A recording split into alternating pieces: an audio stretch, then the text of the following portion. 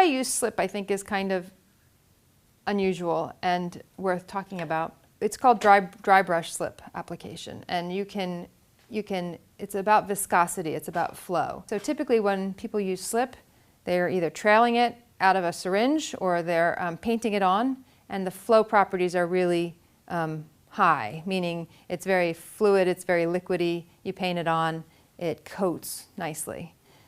Well, if you stiffen up your slip, remove some of the moisture from it, you're cutting down on its flow properties. It's getting a higher viscosity. So I play with that. On some pieces, using it in its very high flow, low viscosity, and on other places, just even on this cup, you see how that slip is all beaded up?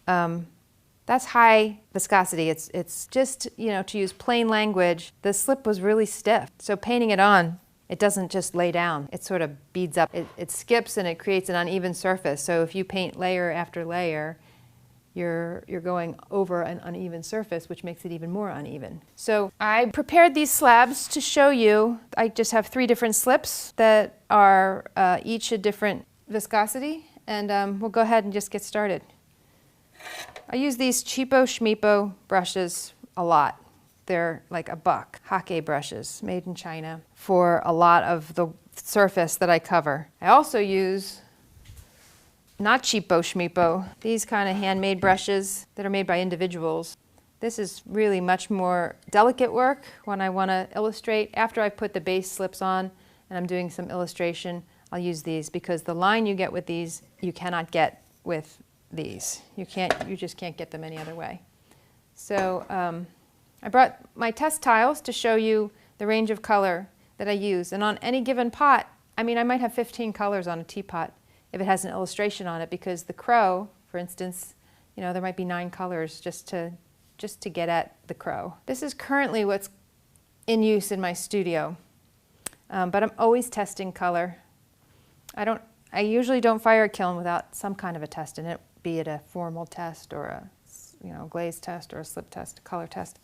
And most of them are made from mason stains. Some of them are just heavy metal, like this is copper carbonate. One of them is just black iron.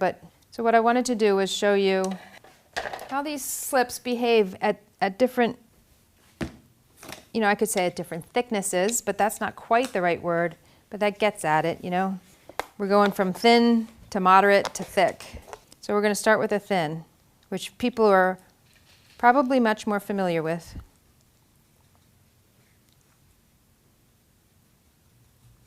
I'm just giving it a stir. And you see, like, if I put that brush in, it's going to fall over.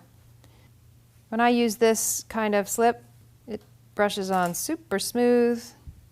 All is well. This is the moderate thickness or viscosity. Viscosity is a flow principle.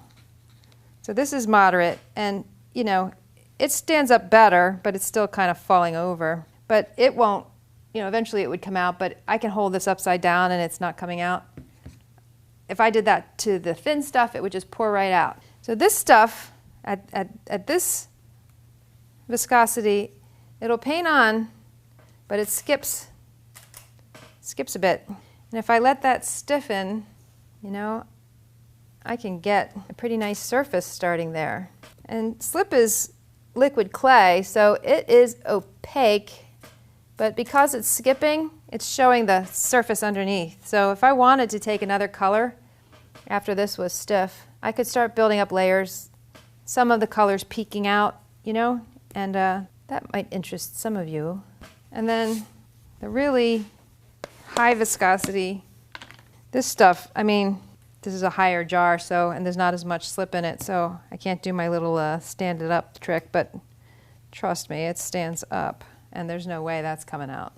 So you can see, just getting it on the brush is challenging, because it doesn't flow on. So using this stuff, and these slabs are somewhat stiffened up. If you just rolled a fresh slab, it's too wet, and the clay itself is going to be picked up by the slip, and it's going to get muddy. So you want to let your pots and your slabs stiffen. So this stuff is really hard to brush on. I have to push to get it to leave the brush. And what happens is it takes longer to apply, but the result is it's worth it. It's worth the time, giving me that really bumpy texture. And in this case, it's even leaving some globs behind, but you just brush over them.